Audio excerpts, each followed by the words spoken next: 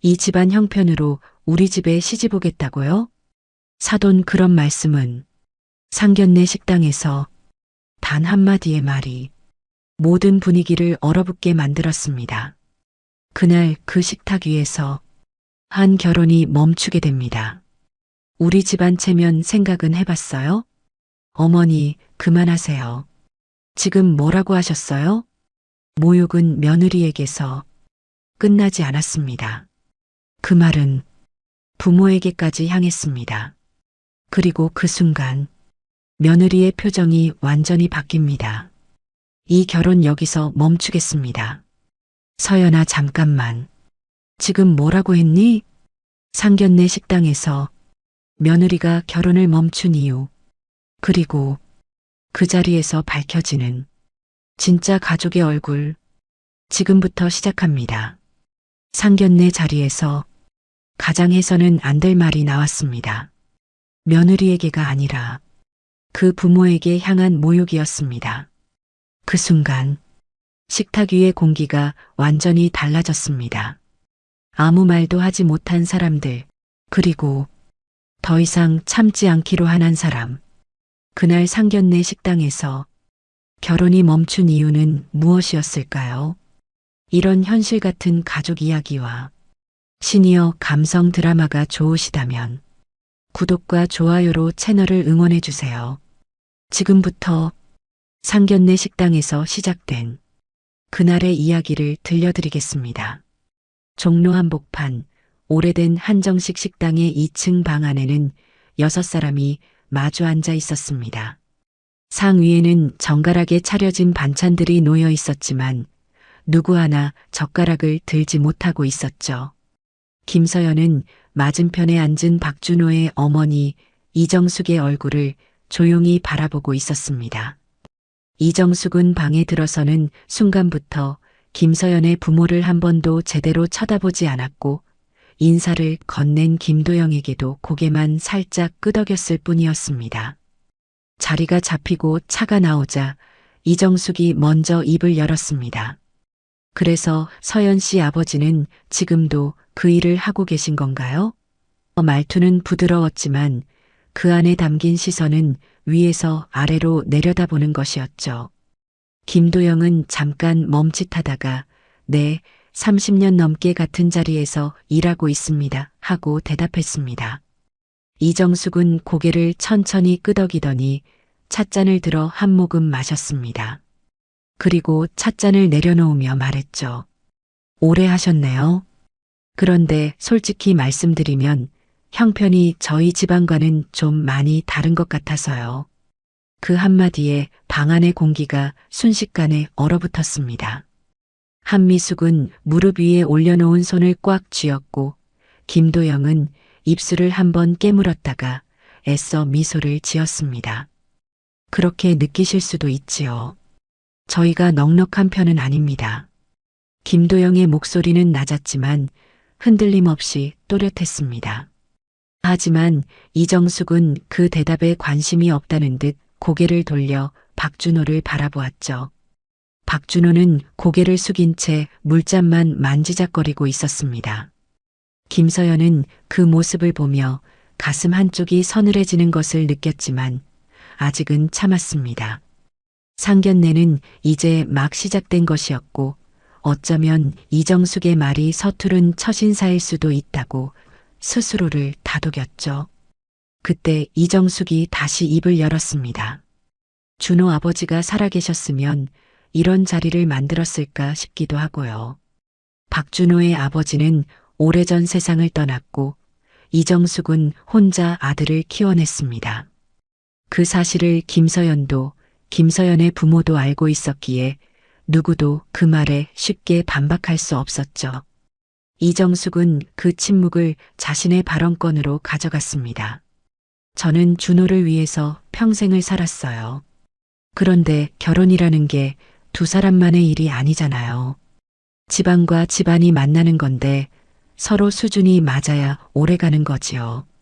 이정숙의 말은 점점 거침없어졌고 그 안에 숨겨진 뜻은 점점 선명해졌습니다. 한미숙이 조심스럽게 입을 열었습니다. 저희도 나름대로 서연이를 열심히 키웠습니다. 부족한 점이 있다면 저희가 더 노력하겠습니다. 목소리가 가늘게 떨리고 있었죠.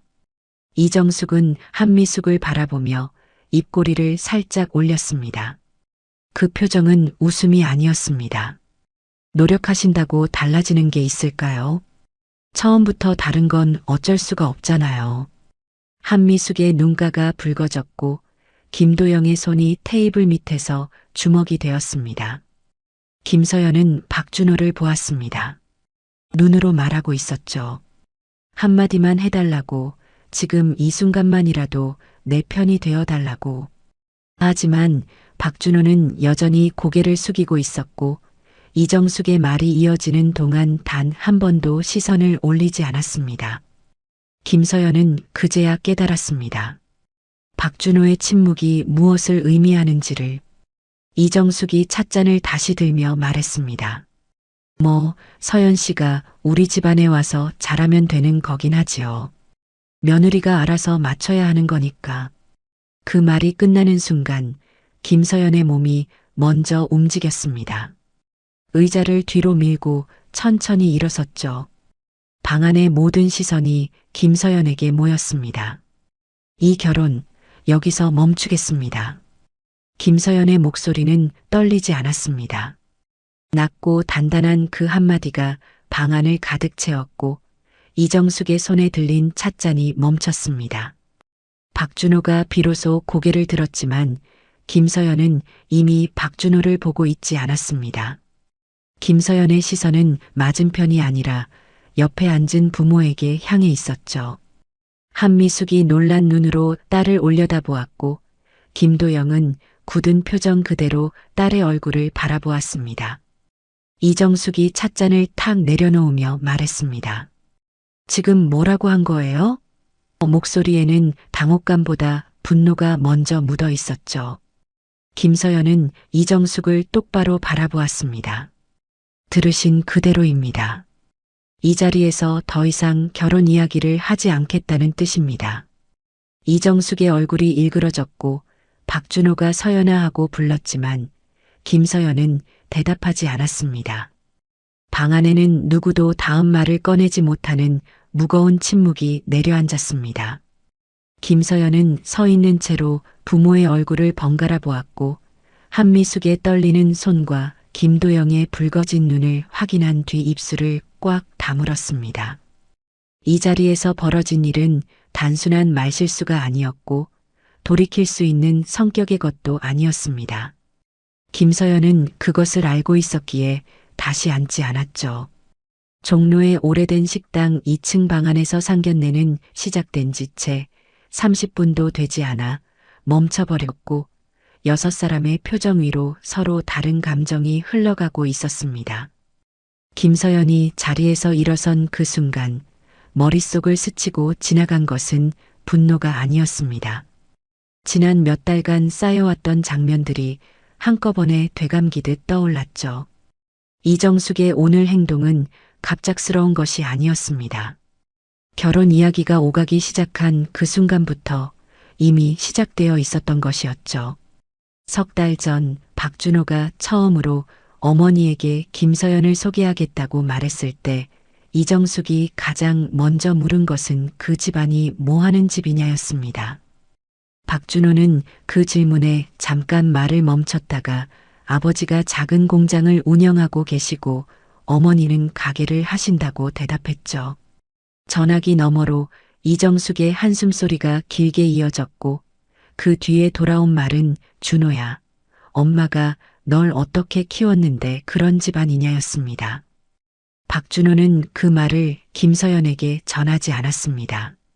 하지만 그날 이후 박준호의 표정이 달라졌고 결혼 이야기를 꺼낼 때마다 어딘가 망설이는 기색이 묻어났죠. 김서연이 이정숙을 처음 만난 것은 2달 전 박준호의 집에서였습니다. 현관문을 열고 들어섰을 때 이정숙은 거실 소파에 앉아 있었고 김서연이 정중하게 인사를 건넸지만 이정숙은 고개만 살짝 끄덕였을 뿐 자리에서 일어나지 않았습니다. 식탁에 마주 앉은 뒤에도 이정숙의 질문은 김서연 자신이 아니라 김서연의 집안을 향해 있었죠. 부모님이 사시는 동네가 어디냐, 집은 자가냐, 전세냐, 아버지 공장이 직원이 몇이냐. 김서연은 하나하나 솔직하게 대답했지만 대답할수록 이정숙의 표정은 점점 굳어져 갔습니다. 그리고 김서연이 화장실에 간 사이 부엌에서 박준호에게 하는 이정숙의 말이 복도까지 흘러나왔죠. 그 집 형편에 우리 집안 체면이 서겠니? 김서연은 그 말을 듣고 복도에서 멈춰 섰습니다. 가슴이 뜨거워졌지만 되돌아가 따질 수는 없었죠. 아직은 인사 자리였고 박준호의 어머니와 처음 만나는 날이었으니까요. 김서연은 숨을 고르고 다시 식탁으로 돌아갔고 이정숙은 아무 일도 없었다는 듯 차를 내밀었습니다. 박준호는 김서연의 눈을 피했고 그날 집으로 돌아가는 차 안에서도 어머니의 말에 대해 한마디도 꺼내지 않았습니다. 그 이후로 결혼 준비는 계속 진행되었지만 이정숙의 태도는 달라지지 않았습니다. 예식장을 알아보는 과정에서도 이정숙은 신부 측 하객이 많으면 곤란하다는 말을 했고 예단 이야기가 나왔을 때는 형편에 맞게 하면 된다며 김서연의 부모를 은근히 깎아내렸죠. 김서연은 그때마다 박준호에게 말했습니다. 어머니의 말이 부모님에게 상처가 될 수 있다고 한 번만 이야기해 달라고요. 하지만 박준호의 대답은 늘 같았습니다. 어머니가 원래 그런 분이야. 나쁜 뜻은 아니니까 좀 이해해줘. 그 말을 들을 때마다 김서연은 뭔가 단단한 것이 조금씩 깎여나가는 느낌을 받았지만 결혼을 앞둔 사람이 흔들리면 안 된다는 생각에 스스로를 다잡았습니다. 결정적이었던 것은 열흘 전의 일이었습니다. 이정숙이 박준호를 통해 김서연에게 전한 말은 상견례 때 내 부모가 너무 나서지 않았으면 좋겠다는 것이었죠. 김서연은 그 말을 듣는 순간 눈앞이 흐려지는 것을 느꼈습니다. 부모가 나선다는 것이 무엇을 뜻하는지, 이정숙이 원하는 것이 무엇인지 김서연은 정확히 알 수 있었죠. 조용히 앉아서 고개를 숙이고 있으라는 뜻이었습니다. 김서연은 그날 밤 한참을 고민했습니다. 전화기를 들어 박준호에게 이 결혼 정말 괜찮은 거냐고 물었고 박준호는 한참을 침묵하다가 어머니가 막상 만나면 달라지실 거야 라고 말했습니다. 김서연은 그 말을 믿고 싶었고 믿어보기로 했습니다. 그렇게 오늘 이 자리까지 왔던 것이었죠. 이정숙이 달라질 거라는 박준호의 말을 붙잡고 부모에게는 걱정하지 말라고 안심시키며 상견례 자리에 앉았던 것이었습니다. 하지만 이정숙은 달라지지 않았습니다. 달라지기는커녕 부모의 면전에서 더 노골적으로 집안을 깎아내렸고 박준호는 오늘도 역시 아무 말이 없었죠. 김서연이 자리에서 일어선 것은 그래서였습니다.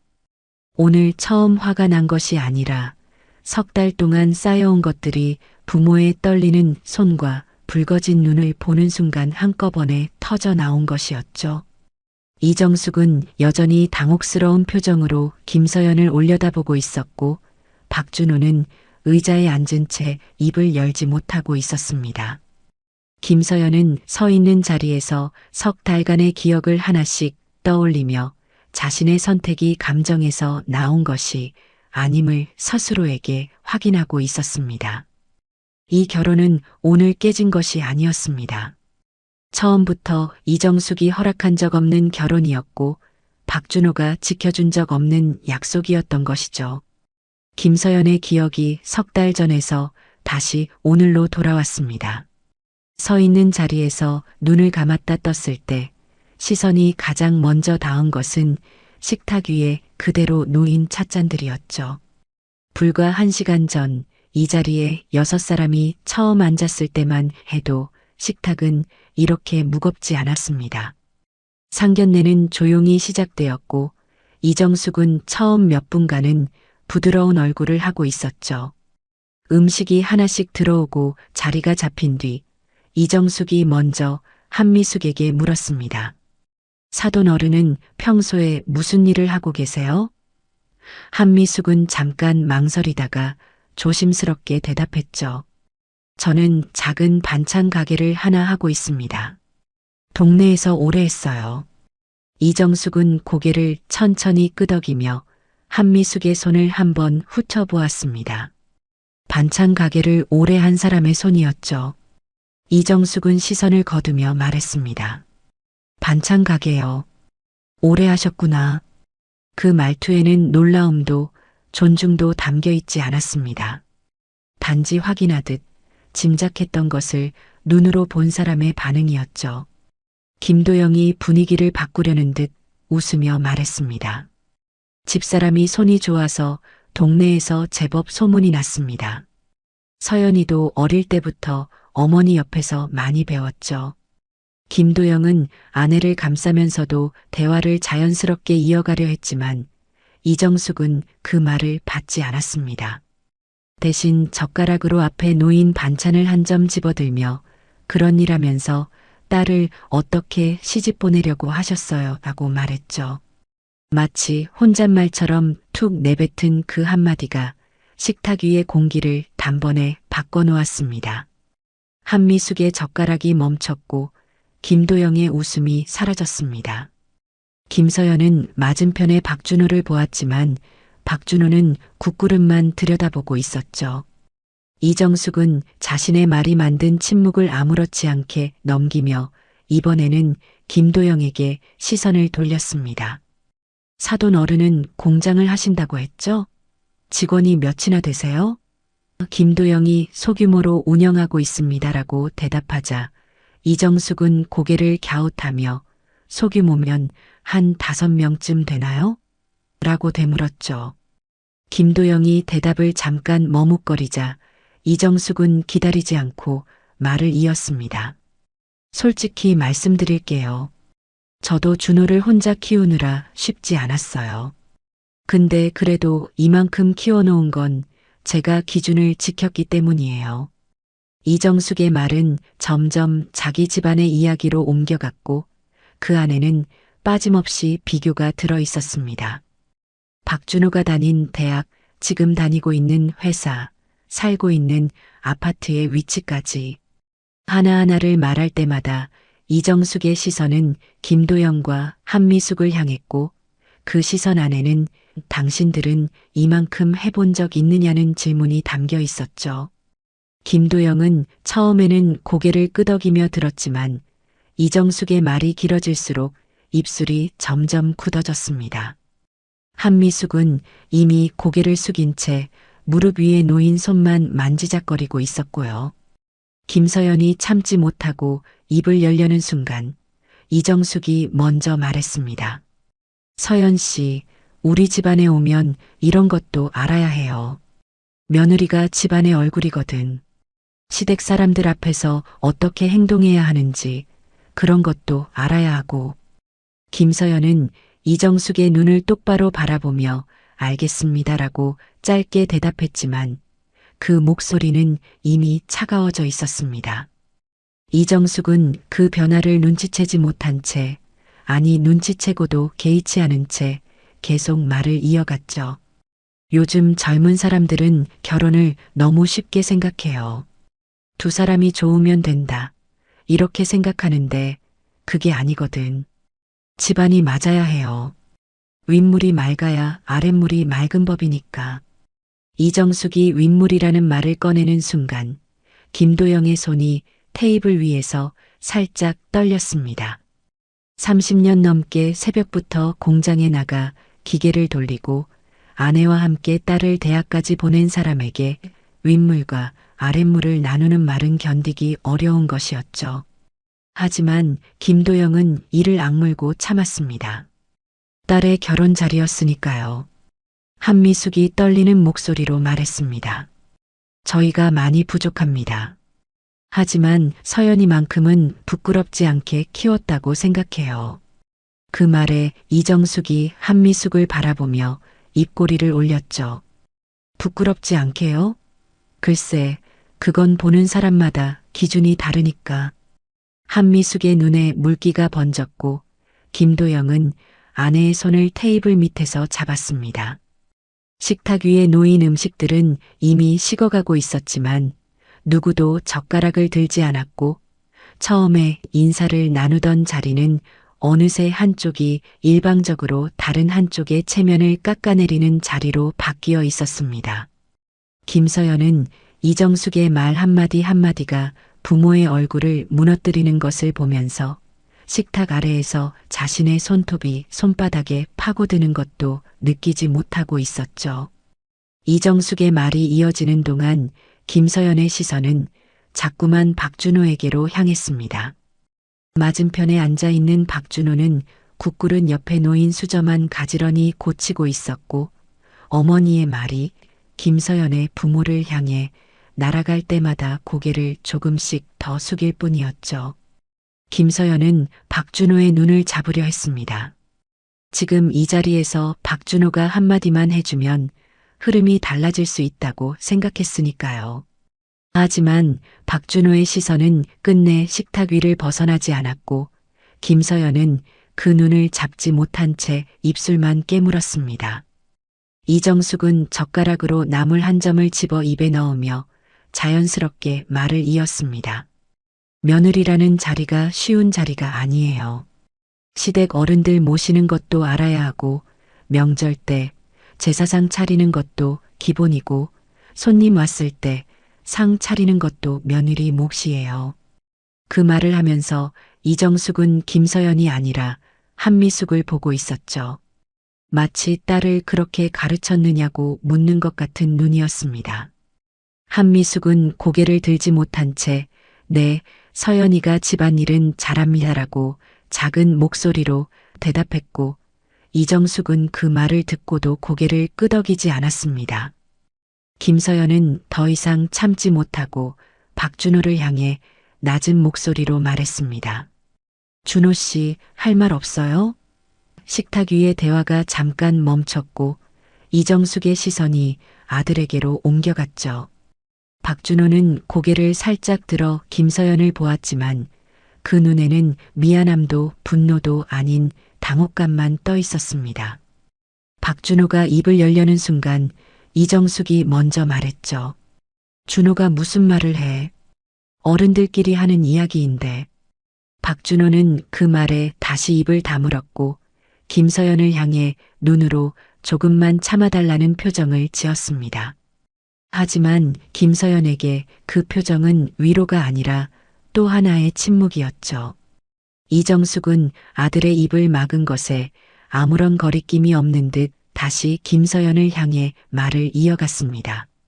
서연 씨가 직장을 다니고 있다고 했죠? 결혼하고 나서도 계속 다닐 생각인 거예요? 김서연이 네, 당연히 계속 일할 생각입니다라고 대답하자 이정숙의 눈썹이 살짝 올라갔죠. 당연히? 그건 좀 생각해 봐야 할 문제 아닌가. 며느리가 밖에서만 돌아다니면 집안이 비잖아요. 이정숙의 말투는 조언하는 어른의 것이었지만 그 안에 담긴 뜻은 명확했습니다. 며느리의 자리는 밖이 아니라 아니라는 것, 그리고 그 기준은 자신이 정한다는 것이었죠. 김서연은 다시 박준호를 보았습니다. 이번에는 눈으로 말하는 것이 아니라 똑바로 얼굴을 마주한 채 기다렸죠. 박준호는 김서연의 시선을 느꼈을 것입니다. 고개를 들었다가 어머니를 보고 다시 김서연을 보고 그러다가 결국 물잔을 들어 한 모금 마셨습니다. 그것이 박준호의 대답이었죠. 김서연의 가슴 속에서 무언가 단단한 것이 갈라지는 소리가 났지만 겉으로는 표정 하나 변하지 않았습니다. 이정숙은 김서연의 침묵을 동의로 받아들인 듯 만족스러운 표정으로 차를 한 모금 마시더니 다시 입을 열었습니다. 결혼이라는 게 말이에요. 여자가 시집을 가는 거지 남자가 장가를 가는 게 아니에요. 예전에는 다 그랬어요. 며느리가 시댁에 들어와서 집안 어른들 뜻을 따르고 살림을 배우고 그렇게 하나씩 인정을 받는 거지. 이정숙의 말은 과거를 끌어오는 것이었지만 그 말이 향하는 곳은 지금 이 자리에 김서연이었죠. 김도영이 참다 못해 조심스럽게 끼어들었습니다. 요즘은 시대가 많이 달라지지 않았습니까? 서로 맞춰가는 게 결혼이라고 생각합니다만. 김도영의 목소리는 차분했지만 그 안에는 더 이상 물러서지 않겠다는 단단함이 묻어 있었죠. 하지만 이정숙은 김도영의 말을 정면으로 받아쳤습니다. 시대가 달라졌다고 기본이 없어져도 되는 건 아니잖아요. 아무리 세상이 변해도 집안의 격이라는 건 있는 거예요. 그 말에 김도영의 입이 다물어졌고 한미숙은 고개를 더 깊이 숙였습니다. 김서연은 아버지의 굳어진 턱선을 보았고 어머니의 떨리는 어깨를 보았고 그리고 다시 박준호를 보았습니다. 박준호는 여전히 같은 자리에 같은 자세로 같은 침묵 속에 앉아 있었죠. 김서연은 그때 처음으로 이 결혼의 앞날을 떠올렸습니다. 결혼식이 끝나고 시댁에 들어가 명절마다 상을 차리고 이정숙의 말을 듣고 부모가 찾아올 때마다 형편을 이유로 눈치를 보게 될 자신의 모습이 떠올랐죠. 그리고 그때마다 박준호는 지금처럼 침묵할 것이라는 생각이 들었습니다. 한 번도 아니고 두 번도 아니고 앞으로 수십 년 동안 매번 같은 자리에서 같은 표정으로 물잔만 만지작거릴 사람이라는 것을 김서연은 이 식탁에서 확인하고 있었죠. 이정숙이 다시 입을 열며 그래서 며느리가 될 사람이 집안의 체면을 세울 줄 알아야 해요라고 말했을 때 김서연은 더 이상 박준호를 보지 않았습니다. 시선을 거둔 것은 포기가 아니라 확인이 끝났기 때문이었죠. 이 식탁에서 자신의 편은 아무도 없었고 앞으로도 없을 것이라는 사실을 김서연은 식탁 아래에서 꽉 쥐고 있던 손을 천천히 펴며 숨을 고르고 있었습니다. 아직은 아무 말도 하지 않았지만 김서연의 안에서는 무언가가 조용히 움직이기 시작하고 있었죠. 김서연이 숨을 고르고 있는 사이 이정숙은 멈추지 않았습니다. 찻잔을 내려놓으며 이번에는 아예 몸을 김도영 쪽으로 돌렸죠. 사돈 어른, 제가 좀 직접적으로 말씀드려도 될까요? 김도영은 대답 대신 이정숙을 바라보았고 이정숙은 그 시선을 허락으로 받아들이며 말을 이었습니다. 솔직히 이런 자리에서 이런 말하기가 좀 그렇긴 한데 안 하고 넘어가면 나중에 더 힘들어지니까요. 이정숙은 잠깐 뜸을 들이더니 식탁 위에 놓인 자신의 명함 지갑을 손으로 가볍게 두드렸습니다. 저도 준호 아버지 돌아가시고 나서 혼자 아이 키우느라 별고생을 다 했어요. 근데 그래도 제가 기준은 놓지 않았거든요. 준호를 좋은 학교 보내고 좋은 회사에 넣고 이 동네에 집도 마련하고 그게 쉬운 일이 아니잖아요. 이정숙은 자신의 이야기를 하면서도 시선은 계속 김도영에게 고정해 두고 있었죠. 그 시선 안에는 당신은 그만큼 했느냐는 물음이 그대로 들어 있었습니다. 김도영은 아무 말 없이 이정숙의 말을 듣고 있었지만 턱 근육이 미세하게 움직이고 있었습니다. 30년 넘게 새벽마다 일어나 공장 문을 열고 기계를 돌려온 사람이었죠. 아내와 둘이서 딸 하나 대학까지 보내는데 아무것도 아쉬운 소리 하지 않았던 사람이었습니다.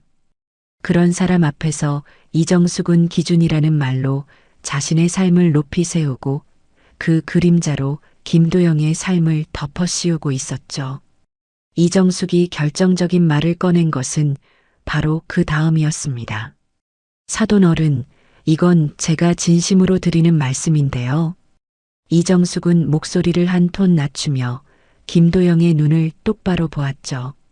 딸 시집 보내면 집안이 올라가는 줄 아시면 안 됩니다. 결혼이란 게 그런 게 아니에요.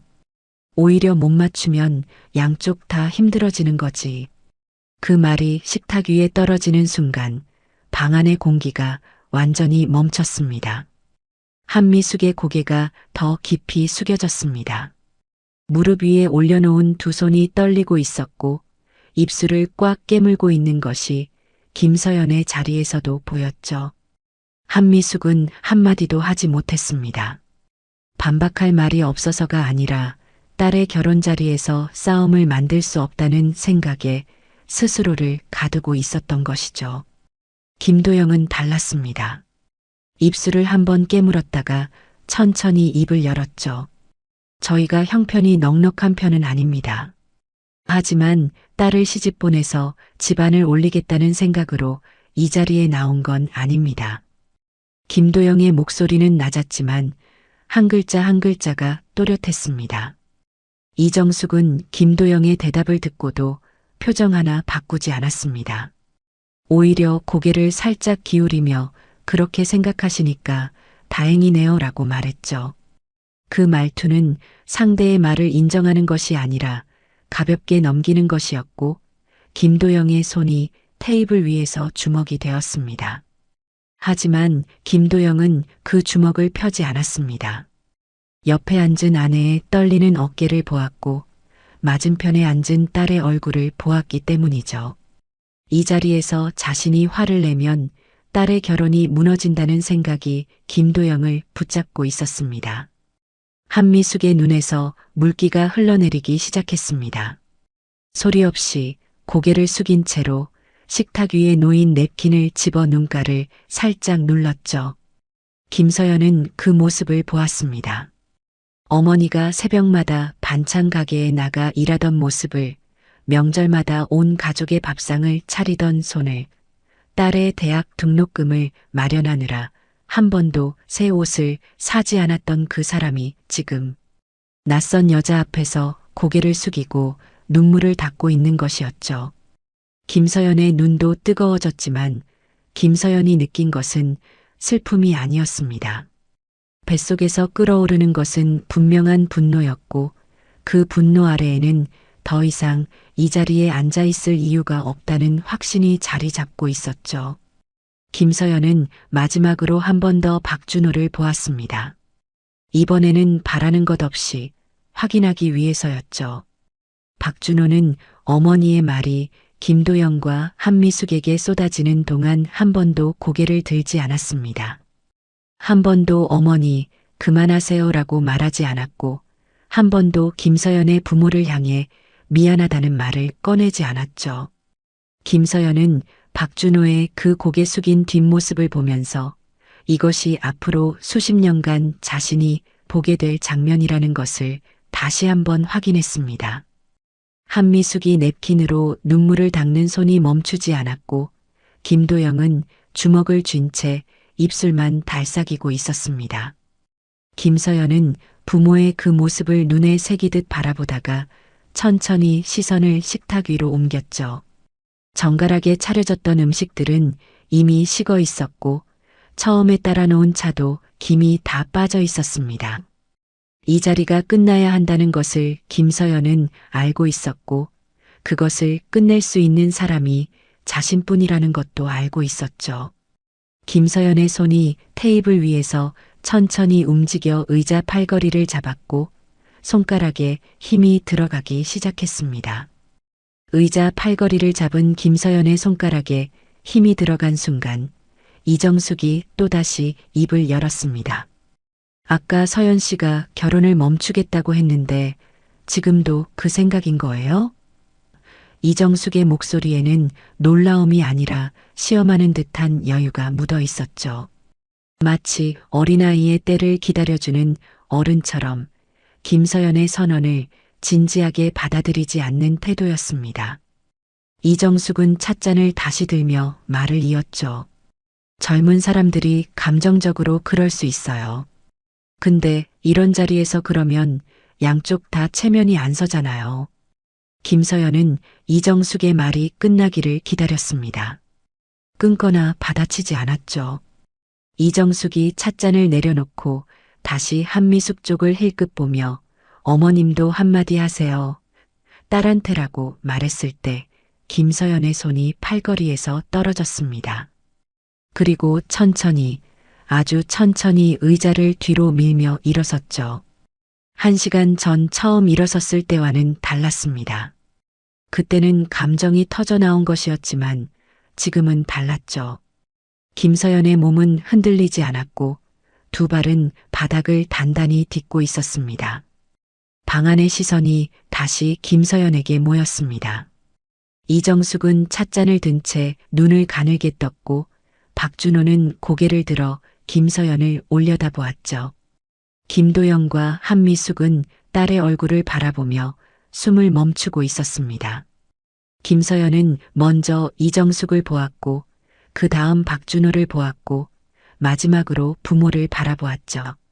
그 시선의 순서 안에 김서연이 하려는 말의 무게가 이미 담겨 있었습니다. 제 부모를 모욕하는 집안과는 결혼할 수 없습니다.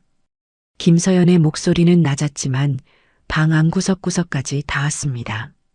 떨림 없이 망설임 없이 한 글자 한 글자가 또렷하게 놓였죠. 이정숙의 손에 들린 찻잔이 흔들렸고 입이 반쯤 벌어진 채로 김서연을 올려다보았습니다. 1시간 전의 선언을 감정적인 폭발로 치부했던 이정숙의 눈에 비로소 당혹감이 번지기 시작했죠. 박준호가 의자에서 반쯤 일어나며 서연아, 잠깐만이라고 말했습니다. 하지만 김서연은 박준호를 보지 않았죠. 시선을 돌리지 않은 것이 아니라 이미 박준호에게 줄 시선이 남아있지 않았던 것입니다. 박준호는 일어서다 만 어중간한 자세로 멈춰섰고 어머니와 김서연 사이에서 어디로도 움직이지 못했죠. 이정숙이 찻잔을 탁 내려놓으며 목소리를 높였습니다. 아니, 지금 이게 무슨 상황이에요? 어른이 하는 말에 이렇게 나오는 게 예의예요? 이정숙의 얼굴이 붉어졌고 목소리에 분노가 실렸죠. 하지만 김서연은 흔들리지 않았습니다. 예의를 말씀하시기 전에 오늘 이 자리에서 제 부모에게 하신 말씀들을 한번 돌아보시죠.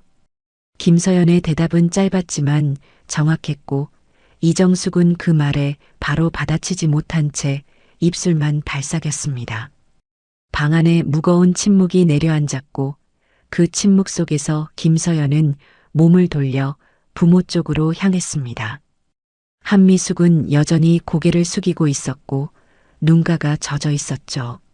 김도영은 딸의 얼굴을 올려다보며 입술을 꽉 다물고 있었습니다. 김서연은 어머니 앞에 멈춰서서 조용히 손을 내밀었죠. 엄마, 일어나요. 한미숙이 천천히 고개를 들었고 딸의 얼굴을 보는 순간 눈물이 다시 흘러내렸습니다. 서연아, 괜찮으니까 앉아. 한미숙의 목소리는 떨리고 있었죠. 딸의 결혼이 무너지는 것을 자신 때문이라고 생각하는 어머니의 목소리였습니다. 김서연은 고개를 저으며 어머니의 손을 잡았습니다. 괜찮지 않아요, 엄마. 오늘 이 자리에서 들은 말들 괜찮은 게 아니에요. 김서연의 목소리가 처음으로 살짝 갈라졌지만 손을 놓지는 않았죠. 김도영이 자리에서 일어났습니다. 아내의 다른 손을 잡으며 김서연을 바라보았고 아무 말도 하지 않았지만 그 눈이 말하고 있었죠. 딸의 선택을 따르겠다는 것을. 이정숙이 의자를 밀며 벌떡 일어섰습니다. 이게 뭐 하는 짓이에요? 상견례 자리에서 이런 식으로 나가는 게 말이 되냐고. 이정숙의 목소리는 커졌지만 김서연은 뒤돌아보지 않았습니다. 박준호가 서연아 제발 하고 한 걸음 다가왔지만 김서연은 그 목소리에도 멈추지 않았죠. 부모의 손을 잡은 채 방문 쪽으로 걸어가는 김서연의 뒷모습은 단호했고 그 걸음에는 한치의 주저함도 없었습니다. 김서연이 방문에 손을 올리는 순간 등 뒤에서 이정숙의 마지막 말이 날아왔습니다. 나가면 끝이야. 다시는 이런 자리 없어. 김서연은 멈추지 않았습니다. 문을 열고 한미숙의 손을 잡아 먼저 내보낸 뒤 김도영이 나가는 것을 확인하고 마지막으로 한 번 방 안을 돌아보았죠. 이정숙은 서 있는 채로 분노에 찬 얼굴을 하고 있었고 박준호는 어머니와 김서연 사이 한가운데서 두 손을 내린 채 서 있었습니다. 김서연은 박준호의 눈을 마지막으로 한번 보았고 거기서 미안함도 붙잡으려는 의지도 찾지 못한 채 문을 닫았죠. 복도를 걸어 계단을 내려가는 동안 한미숙의 어깨가 작게 흔들리고 있었고 김도영은 아내의 등을 감싼 채 앞을 바라보고 있었습니다.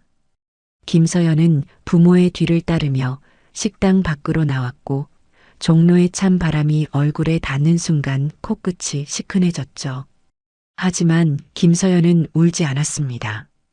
등 뒤에 식당 문이 닫히는 소리를 들으며 상견례가 끝났다는 것을 온몸으로 느끼고 있었습니다. 식당을 나선 그날 이후 김서연의 전화기에는 박준호의 부재중 전화가 쌓여갔습니다. 하루에 서너 통씩 걸려오는 전화를 김서연은 한 번도 받지 않았고 문자 메시지도 읽지 않은 채 놔두었죠. 김서연에게 필요한 것은 박준호의 말이 아니라 자신의 시간이었습니다. 상견례 자리에서 들었던 이정숙의 말들, 어머니의 떨리는 손, 아버지의 굳은 표정, 그리고 끝내 입을 열지 않았던 박준호의 침묵. 그것들을 하나씩 꺼내어 들여다보는데 며칠이 걸렸죠. 나흘째 되는 날 저녁 김서연이 퇴근 후 집 앞 골목에 들어섰을 때 박준호가 서 있었습니다. 코트깃을 세운 채 골목 입구에 기대어 서 있는 모습이 얼마나 오래 기다렸는지를 말해주고 있었죠. 김서연은 멈추지 않고 걸었고 박준호가 한 걸음 앞으로 나서며 서연아라고 불렀습니다. 김서연은 그제야 걸음을 멈추었지만 박준호를 바라보지는 않았죠. 할 말이 있으면 여기서 해요. 박준호는 잠깐 망설이다가 천천히 입을 열었습니다. 그날 일 정말 미안해. 어머니가 너무 심하셨어. 박준호의 목소리는 낮았고 거기에는 분명한 미안함이 묻어 있었죠. 하지만 김서연이 듣고 싶었던 말은 그것이 아니었습니다. 심하셨다는 건 알고 있었던 거예요? 김서연이 물었고 박준호는 대답하지 못했습니다. 그 짧은 침묵이 이미 대답이었죠. 김서연이 몸을 돌려 박준호를 정면으로 바라보았습니다. 나흘 만에 처음 마주하는 얼굴이었지만 김서연의 눈에는 그리움 같은 것이 없었죠. 준호 씨, 그날 그 자리에서 당신 어머니가 우리 부모님한테 한 말들 기억나요? 박준호가 고개를 끄덕였고 김서연은 이어 말했습니다.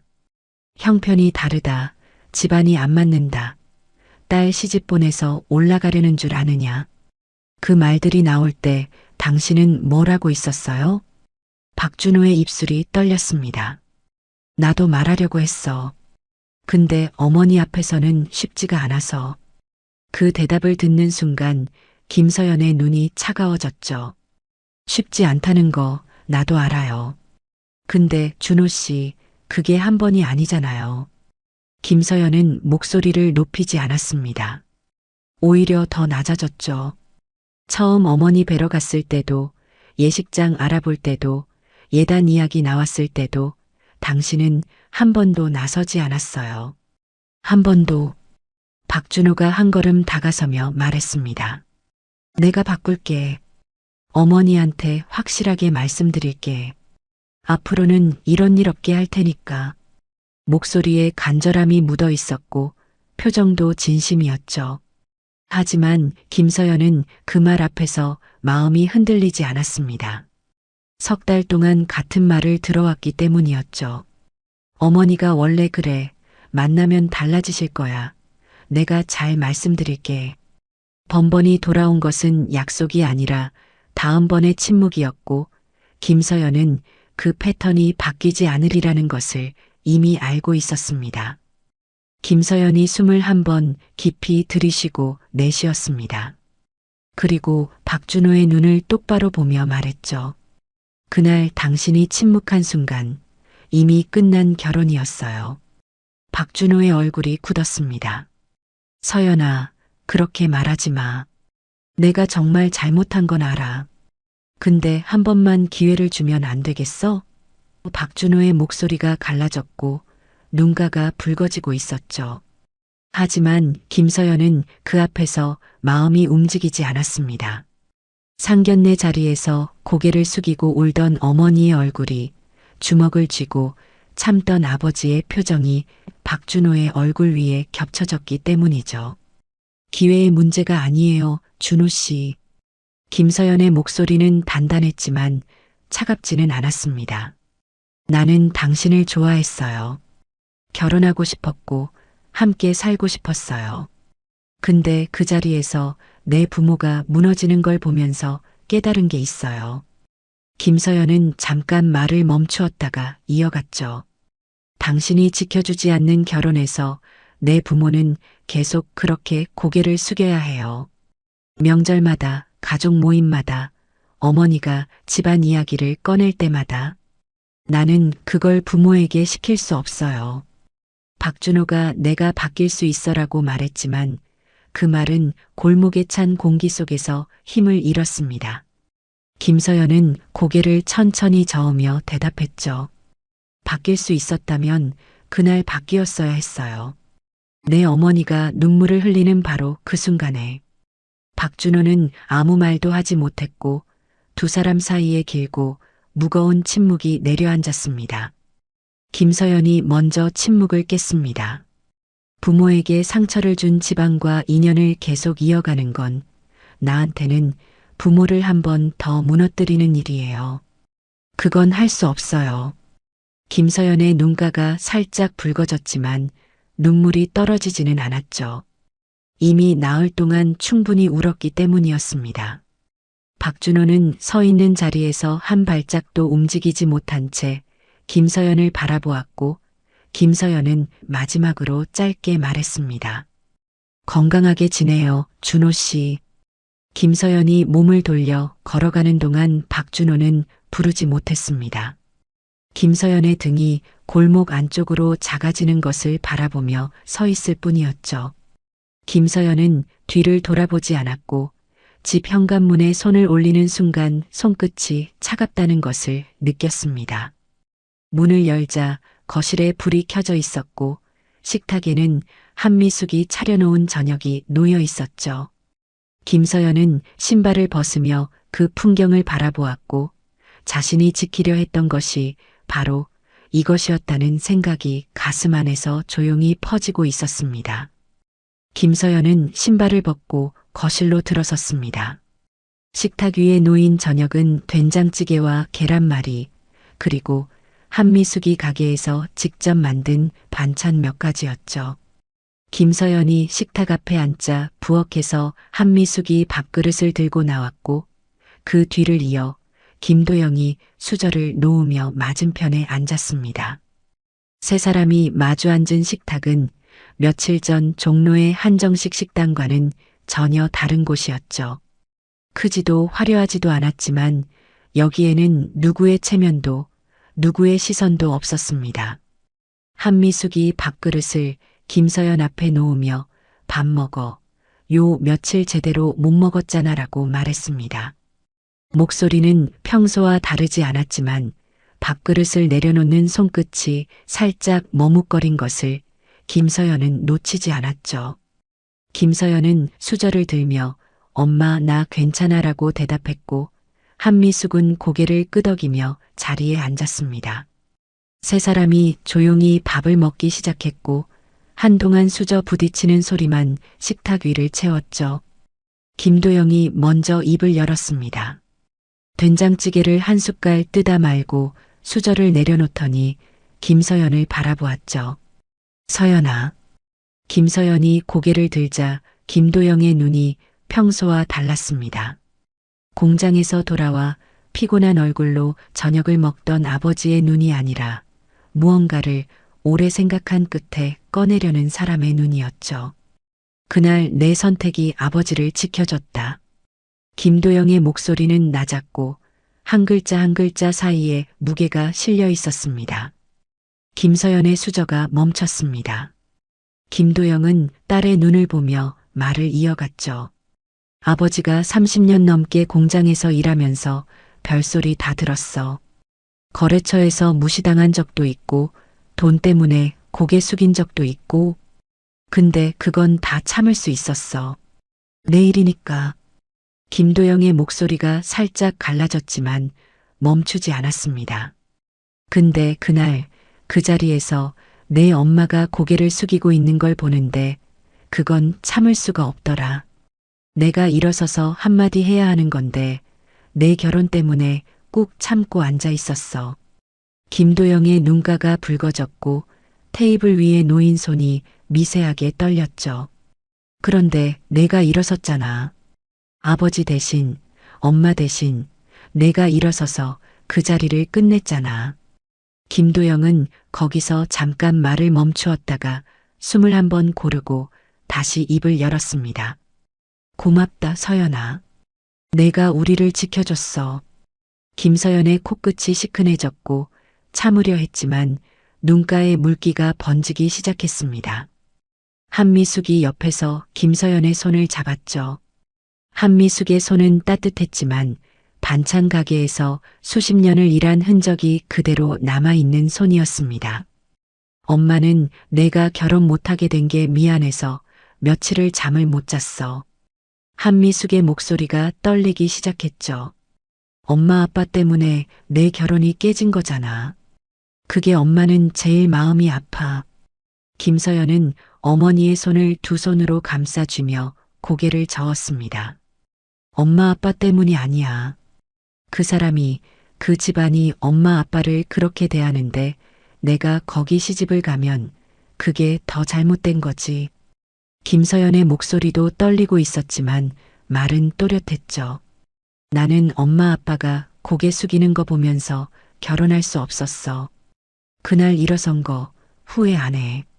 한미숙의 눈에서 눈물이 흘러내렸고 김도영도 고개를 돌려 눈가를 손등으로 훔쳤습니다.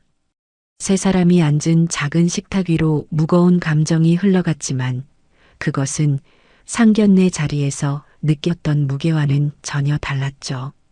거기에는 모욕도, 체면도, 시선도 없었습니다. 다만 서로를 지키려 했던 사람들의 마음만 있었습니다. 김서연이 눈물을 닦으며 조용히 말했습니다. 결혼보다 중요한 건 부모의 체면이었습니다. 그 말은 누구에게 하는 것이라기보다 자기 자신에게 하는 확인이었죠. 석 달간의 무시와 상견례 자리의 모욕과 박준호의 침묵 끝에 김서연이 찾은 답이었습니다. 한미숙이 흐느끼며 딸의 손을 더 꽉 잡았고 김도영은 눈물을 참으며 고개를 끄덕였죠. 아버지의 그 끄덕임 안에는 딸의 선택이 옳았다는 인정과 그 선택 앞에서 아무것도 해주지 못한 자신에 대한 안타까움이 함께 담겨 있었습니다.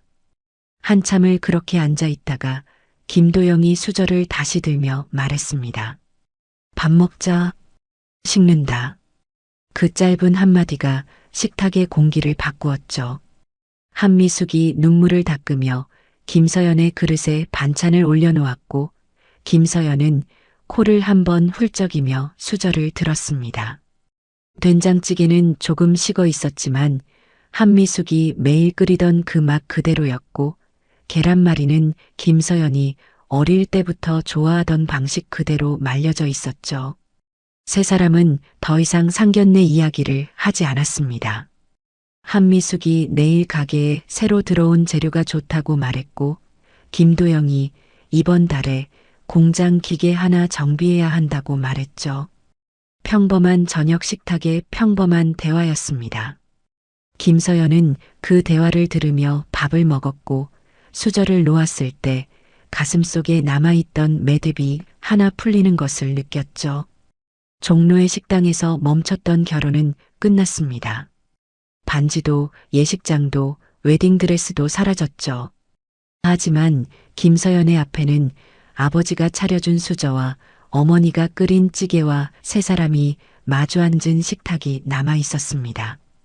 김서연이 지킨 것은 결혼이 아니라 이 자리였고 이 자리에 앉은 사람들의 체면이었죠. 그것이 틀리지 않았다는 확신은 이미 가슴 안에 단단히 자리 잡고 있었고 김서연은 빈 그릇을 내려놓으며 조용히 미소 지었습니다. 그날 상견례 식당에서 한 결혼은 멈췄지만 한 사람의 존엄은 지켜졌습니다. 부모를 지키기 위해 내린 선택은 결코 틀린 선택이 아니었습니다.